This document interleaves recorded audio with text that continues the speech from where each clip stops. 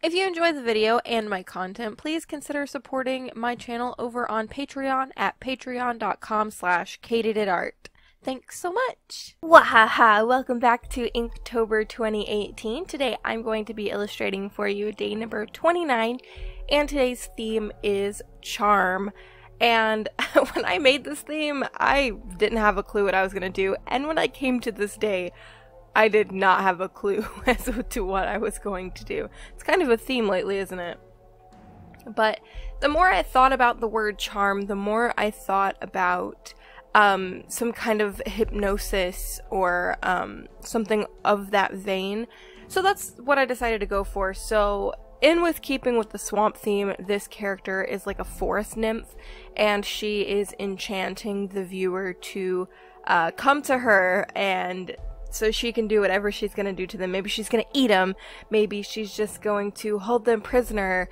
Who knows? But she doesn't necessarily have any good plans for the viewer.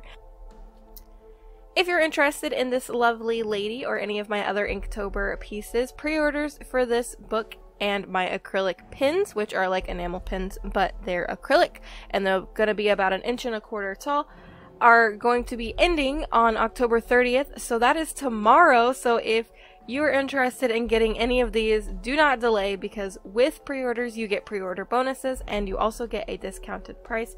So don't delay, get your books now so you can get them as soon as I get them. And then yeah, so I can't believe pre-orders are already almost over. Holy heck, this month has gone by so fast. So yeah, a lot of the features of her have like swirly marks. So her eyes have swirls, a lot of her jewelry has swirls inside of it. And yeah, and I wanted to go back to my monochrome like I've been talking about, and I just wanted to do a really simple black and white piece, and it was so much fun. Holy heck. I mean, just the simplicity of using one piece, or one color rather, is really nice. It kind of blocks out all of the other colors that you might be tempted to use, and it's nice to just use the one color and dilute it instead of having to worry about which color is going to go where. You can just paint grays and blacks, and so it was really nice. But first off, I decided to go ahead and fine line everything, just to give myself a little bit of a plan as to where I'm going to go, because when I do monochrome, the last thing I want to do is be confused, especially with black and white and using a light pencil stroke, so I don't want to be confused. So I will just go ahead and do some line art. Then after the line art is done, I will commence with painting it. And painting this, like I've already mentioned, has probably been one of the most fun ones just generally to paint, because it was so simple, but it was so fun just to experiment with a little bit. I think, oh yeah! Oh, I did a big thing, guys. You'll be really proud of me. I added line weight. Applause, applause, right? No, I never add line weight to pretty much any of my drawings, and what happened was, as you can tell, her jaw was a little thicker than I had anticipated, at least the line weight was, and I decided, you know what, we'll just go ahead and add some line weight to the rest of the piece, and actually, it looks really nice. Too bad I'm impatient, right?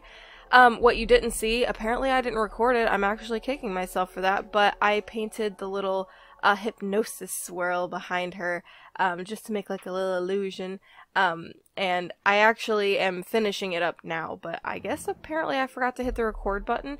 I don't know what it is lately, but me and the record button have just not been getting along. I've been forgetting to press record, and I've been missing really huge chunks of the video, which is a darn shame, because this would have been really fun to share with you all. So now I am taking some very light gray, it's barely visible on the video, and I am painting her skin with the light gray just to give it a base, and then I will go in with some darker shades. And I will admit, just sitting here watching the video back, I didn't go as dark as I had wanted to, kind of referencing back to a video where I had talked about that earlier, but I should have went a little darker. I'm always terrified to go dark. What happens is, and I'm pretty sure a lot of you can relate, is that you don't want to go too dark, but then when you're done with the picture, you're like, wait, where are all my shadows? And that's kind of what happened with this piece. I think her or the right arm, so technically her left arm, but the right arm, like, ended up turning out a little, like, good, like, the darkness, but the other one didn't. So, I don't know, it's definitely something to work on, of course, but that's okay. It was still fun, and yeah, I mean, when this piece is finished, I was just kind of like, where's my shading? So, pretty much, I guess a rule of thumb is to go darker than you're gonna think you're gonna go darker than you want to go, and then, I don't know, just work it out from there, I guess. Or you could just continually build up on your shadows, because I suppose that once your piece is done, it doesn't necessarily have to be finished. You can still add layers on later. But I just didn't want to go back, because I did really like the piece, and I was afraid of ruining it, to be 100% honest. So, yeah. So this piece, however, has a ton of layers. What I would do is I would work a little bit, and then I would grab my heat gun and end the video, dry it, go back over with a layer, do the same thing. And I did this quite a few times because I really wanted to build up, especially her face. There are a few blunders. I wasn't letting it dry, and so the ink, I about said paint, I guess it's technically inky paint. The ink kept like flowing into the wet parts, which was a darn tragedy because I was having a lot of trouble with that. So I ended up having to stop and be like, okay, chill out, be patient, dry it, and then come back. I swear, this heat gun has saved me so much time. Not only time, but it's also saved pieces because I'm impatient and I usually just try to go in, and when I have the heat gun I can just dry it in a few seconds. Well, it probably takes about a minute, and then go from there. So it saved a lot of headaches for sure. But yeah, if you want to know any and all if you want to know any and all art supplies that I'm using in this particular video, as always, I will have a supply list down in the description below. Or if you want to see my general tips and tricks for Inktober that also has my general supplies that I'll be using, I will have a video pop up on the screen. Anyway, I decided to paint her shirt in pretty dark just because I wanted her to be like the center of the swirl, so her shirt is very dark. And of course I wanted to add some other dark elements just so it's not the only dark element. I kind of flubbed up her hair a little bit, but it was easily fixable, so it wasn't that big of a deal. But yeah, pretty much what I did was, oh no, I forgot that bled. I didn't wait for that to dry. Hello, impatient. Anyway, I started to mess up on it, so I just blended it out into the hair and decided to add the layers later. Which honestly made it a lot better because I really liked the hair and how it came out, so. One thing I think in hindsight I do regret a little bit is coloring in her jewelry. I wish I had just left it the way it is now, but in a minute you will see that I actually go in with a darker color and I actually paint them, and then I go in with a white gel pen to make the stripes, which they don't necessarily look bad, but I do wish I had just left them alone because I like them the way they are now. So, you know, you live and you learn. Oh, also, I made a little bit of a blunder right there, and I decided to just go ahead and darken up some of the hair strands, because why not, right? But apparently I don't do that right now. I also went in with a fine liner just to what was that? Just to accent the markings and stuff on her face, because I didn't want to go in with a paintbrush for these.